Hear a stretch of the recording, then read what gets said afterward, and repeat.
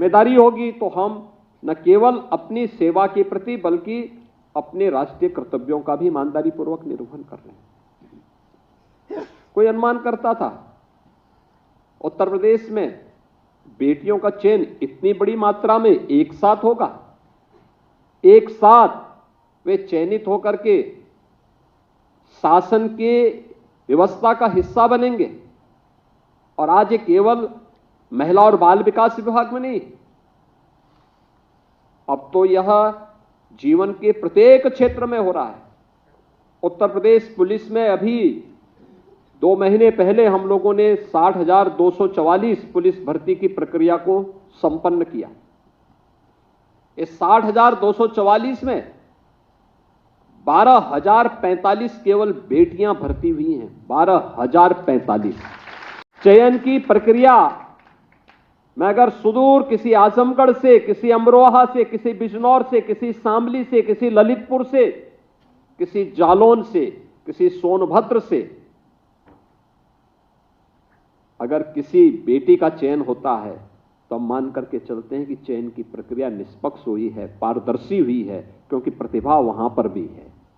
और इस पूरी चयन की प्रक्रिया में आपने इन सब बातों को देखा होगा।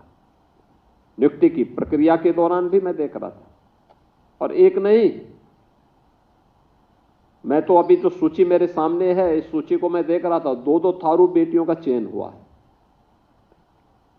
यानी जिन तक नौकरी नहीं पहुंच पाती थी, जिन तक योजनाएं नहीं पहुंच पाई थी,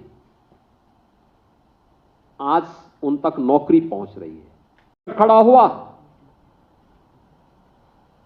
तो उत्तर प्रदेश के सामने पहचान का संकट खड़ा हुआ। आज मैं देख रहा था ये नियुक्ति पत्र वितरण के दौरान, इसमें आजमगढ़ के भी युवाओं को सेवा का अवसर प्राप्त हुआ है, अमरोहा को भी प्राप्त हुआ है, शामली को भी प्राप्त हुआ है, लखनऊ, कानपुर, आगरा, गोरखपुर, वाराणसी, प्रयागराज, ये जनपद ऐसे हैं जहां पर एक प्रतिस्पर्धा है, लोगों के लिए साधन है। लेकिन लखीमपुर खीरी और नेपाल बॉर्डर के दुधवा नेशनल पार्क के जंगलों के बीच थारू जनजाति से जुड़ी हुई कोई बेटी चयन हो जाती है तो मान के चलिए चयन की प्रक्रिया पारदर्शी हुई है। हस्तक्षेप करना होता था और उसके बाद फिर ये मामले आगे बढ़ते थे। परिणाम क्या रहा? उत्तर प्रदेश की नियति हो गई थी बीमारू राज्य बनने की। उत्तर प्रदेश को परमात्मा ने, प्रकृति ने बीमारू नहीं बनाया था।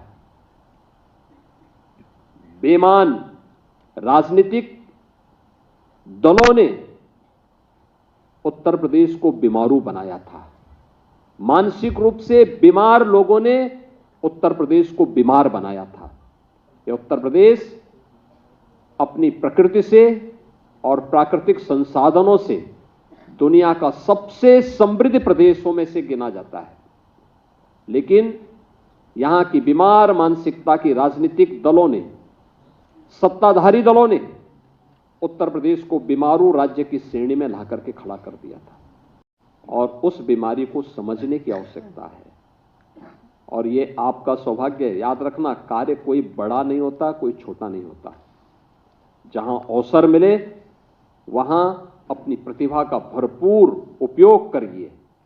और याद रखना, आगे के बढ़ने की संभावना अपने आप आपके जीवन में आती हुई दिखाई देगी जब भी आप ईमानदारी के साथ, पूरी प्रतिबद्धता के साथ अपनी जिम्मेदारियों का निर्वहन करेंगे। तो न केवल आपके लिए आगे बढ़ने के अवसर होंगे, बल्कि प्रकृति और परमात्मा की कृपा भी आप पर उसी प्रकार से बनेगी जिस प्रकार से आपने इस पूरी व्यवस्था के साथ देखा होगा। आज आप इस बात को कह सकते हैं कि चयन की प्रक्रिया में आपके साथ न भेदभाव हुआ है, तो आपको भी किसी के साथ कोई भेदभाव नहीं करना। 25 करोड़ जनता के लिए आपको सेवा का अवसर प्राप्त हो रहा है। और याद करना, ये मिशन रोजगार के साथ हम लोग नियुक्ति पत्र वितरण के कार्यक्रम को इसीलिए जुड़ते हैं क्योंकि प्रधानमंत्री जी इस बात को कहते हैं कि यह इस बात का संकेत होना चाहिए कि किसी के साथ अन्याय नहीं हुआ है, न होना है। तो अगले व्यक्ति की भी गारंटी होनी चाहिए कि वह भी इस बात की गारंटी के साथ जुड़े कि कोई भेदभाव हम भी नहीं होने देंगे, न करेंगे। वास्तव में हर एक युवा के मन में एक सपना होता है और उस सपने को प्राप्त करने के लिए वह अपने स्तर पर प्रयास करता है, एक स्वस्थ प्रतिस्पर्धा को आगे बढ़ाने का काम करता है। उस युवा के सपने को मंच देने का काम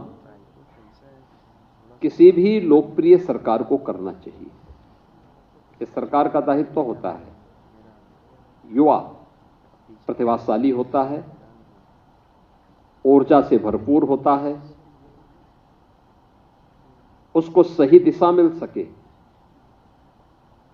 वह राष्ट्र निर्माण की प्रवर्तमान अभियान का हिस्सा बन सके, यह किसी भी सरकार की जिम्मेदारी बननी चाहिए।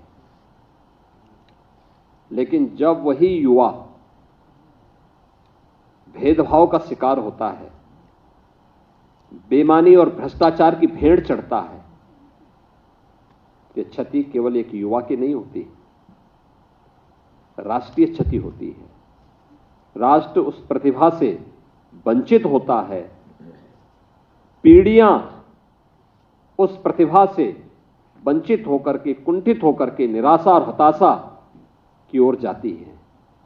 दुर्भाग्य से लगभग 2 दशक तक उत्तर प्रदेश एक लंबे समय किस हताशा निराशा के जाल में फंस करके पूरी तरह अंधकार के युग में जा चुका था। 2017 के पहले यही होता था, नियुक्ति नहीं हो पाती थी। अगर नियुक्ति कहीं से आ भी गई तो उसमें बंदर बांट होता था। बेईमानी और भ्रष्टाचार इस कदर में होती थी कि योग्यता के आधार पर किसी भी युवा को उसका चयन नहीं मिल पाता था। उत्तर प्रदेश बीमार नहीं था, उत्तर प्रदेश को बीमार किया गया था। यह देश 1947 के बाद भी 1960 के दशक तक उत्तर प्रदेश देश का सबसे अग्रणी प्रदेशों में से गिना जाता था। देश के अंदर उत्तर प्रदेश का योगदान 14% से अधिक माना जाता था। लेकिन 1960 के बाद से लगातार गिरावट जो आई,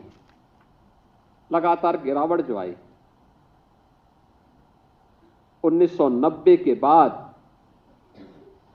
लगातार इसमें और तीव्रता के साथ ये गिरावट आती गई और 2017 आते आते उत्तर प्रदेश का देश के विकास में योगदान 8% से भी कम हो गया था। हर शासन की योजना में उत्तर प्रदेश पीछे होता था। क्या खाद्यान्न उत्पादन में, क्या प्रदेश के अंदर इंफ्रास्ट्रक्चर में, क्या इन्वेस्टमेंट में, किसी भी फील्ड में उत्तर प्रदेश एकदम पिछड़ता गया। यहां के नौजवान कहीं उत्तर प्रदेश से बाहर जाते थे, यहां तो नौकरी नहीं मिलती थी, कोई रोजगार नहीं होता था। लेकिन यहां का नौजवान जब उत्तर प्रदेश से बाहर जाता था तो बाहर जाकर के भी उसके सामने पहचान का संकट खड़ा होता था। आज मैं देख रहा था, आजमगढ़ का नौजवान भी जब यहां पे चयन हुए हैं, आजमगढ़ की बेटियां भी जब चयनित हुई हैं, मैं देख रहा था, एक समय होता था आजमगढ़ का नाम लोग सुनकर के डरते थे, उसके नाम से पहले ही उनको बाहर कर देते थे। होटल और धर्मशाला में रूम नहीं देते थे लोग। ये स्थिति किन लोगों ने बनाई?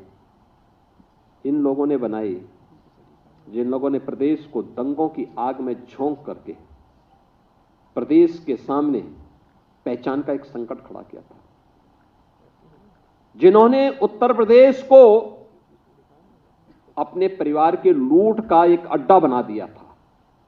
प्रयागराज का तेजी से बढ़ता अखबार, सनसनीखेज घटनाओं का आईना, कशिश मीडिया, हिंदी दैनिक समाचार पत्र, वर्षों से लाखों पाठकों का विश्वास, योग्य और प्रोफेशनल पत्रकारों के साथ सामाजिक उत्थान के लिए कार्यरत, सफलता पूर्वक प्रकाशन के 17 वर्षों से आपके बीच प्रयागराज से प्रकाशित हिंदी दैनिक समाचार। विश्वसनीय खबरों के लिए आज ही जुड़े, बच न पाएगा कोई हमसे छुपकर। कशिश मीडिया की नजर शहर के चप्पे चप्पे पर, भ्रष्टाचार को उजागर करने वाला, जन समस्याओं पर आधारित कशिश मीडिया। समाचार व विज्ञापन के लिए संपर्क करें 9454973605। अपने शहर की ताज़ा खबरों के लिए कशिश मीडिया हिंदी दैनिक समाचार पत्र फेसबुक पेज और यूट्यूब चैनल को सब्सक्राइब करें और बेल आइकॉन जरूर दबाएं।